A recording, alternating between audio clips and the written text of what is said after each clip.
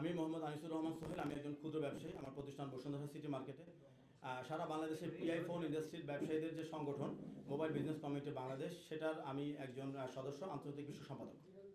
প্রশ্ন হচ্ছে যে প্রথম প্রশ্নটা করতে চাই, এই যে অনিবন্ধিত যে ফোনগুলো আছে বা যেগুলো হচ্ছে যে নিবন্ধনে আসে নাই, সেগুলো বাংলাদেশের আইন অনুযায়ী ট্যাক্স ফাঁকি দিচ্ছে কিনা, এটা প্রশ্ন।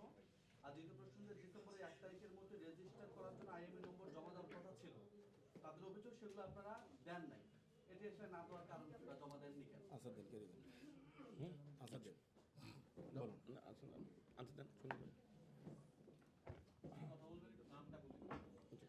আসসালামু আলাইকুম, আমি গোলাম মাহফুজ জনি, যমুনা ফিউচার পার্কের বাংলাদেশ মোবাইল বিজনেস কমিউনিটির প্রতিনিধিত্ব করতেছি।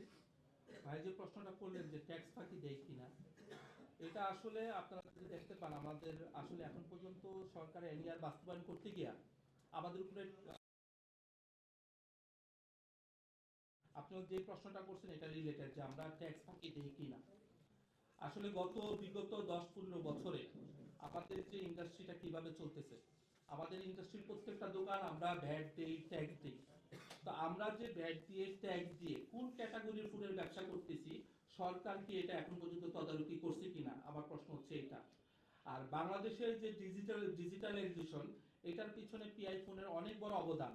আজকে সরকার আমাদেরকে ব্যবস্থা করে দিয়েছিল যে আমাদের ট্যাক্স ফাঁকি দিয়ে মোবাইল নিয়ে আসার, এটা কিন্তু সরকারি একটা, মানে ওনাদের প্রস্তাব ছিল না, কিন্তু ওনারা এমন একটা সিস্টেম করে দিয়েছে যে আমরা এইভাবে আনতাম এবং আমাদের প্রতিষ্ঠানগুলো এইভাবেই চলতো। যদি আমাদের ব্যাট এবং ট্যাক্স দেওয়া সবগুলা আমরা যে এগুলা যদি লিগ্যাল হয়, তাহলে আমাদের এই ব্যবসাটা কিভাবে ইলিগ্যাল হয়? হ্যাঁ, ট্যাক্স ফাঁকির যে বিষয়টা, আমরা এখন পর্যন্ত সরকারের যে ট্যাক্স নীতিমালা আছে, যে পরিমাণ ট্যাক্স নীতি ছিল না, যেটার এগেইনস্টে আমাদের এখন পর্যন্ত আন্দোলন। সরকার যদি ট্যাক্স সহনীয় করে দেয়, আমাদের যে গোষ্ঠী আছে, আমাদের যে ব্যবসায়িক গোষ্ঠীগুলো আছে, এদের সাথে বসে, ভোক্তাদের সাথে বসে একটা গোল টেবিলের বৈঠক ব্যবস্থা করে দেয় এবং ওইখানে যদি গ্রহণযোগ্য একটা নীতিমালা দেয়, তাহলে অবশ্যই আমরা সকলে চাই ট্যাক্স দিয়ে সরকারের রাজস্ব বাড়িয়ে আমাদের দেশের উন্নয়নে অবদান রাখতে।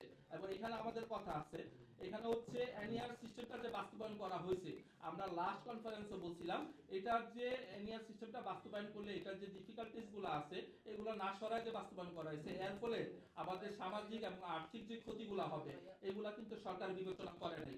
সরকার চাইলেও আর এনইআর বাস্তবায়ন করে দিলাম, এটা কিন্তু হবে না। আমাদের যেহেতু এই সরকার জনগণের সরকার, জনগণের যে ক্ষতিগুলো হবে, ওই ক্ষতিগুলো কিভাবে প্রতিকার করা যায়, ওই স্টেপগুলো না নিয়ে কোনো মানে আমাদের উপরে কোনো সিস্টেম চাপাই দেওয়া যাবে না। এটা হচ্ছে আমাদের প্রথম কথা। 2 নাম্বার কথা হচ্ছে, আমরা ভ্যাট দিয়ে, ট্যাক্স দিয়ে ব্যবসা করতেছি, কিন্তু এখন পর্যন্ত সবাই আমাদেরকে অবৈধ ব্যবসায়ী বলতেছে, চোরাই ব্যবসায়ী বলতেছে। আজকের পর থেকে আমরা এই কথাটা শুনতে চাই না।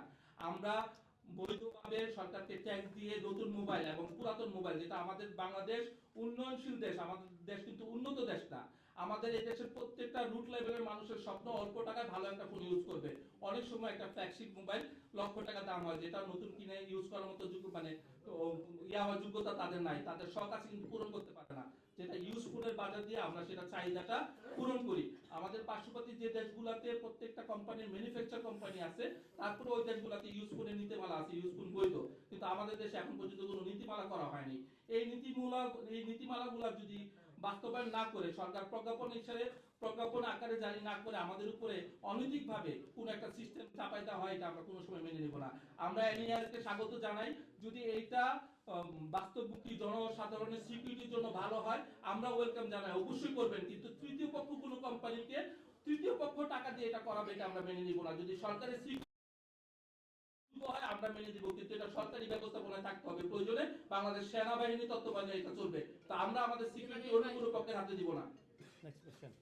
প্রশ্ন ছিল আরেকটা, 31 তারিখের মধ্যে আইনি জমা দেওয়ার কথা কিন্তু আপনারা দেন নাই, এমন অভিযোগ আছে, কেন দেন নাই?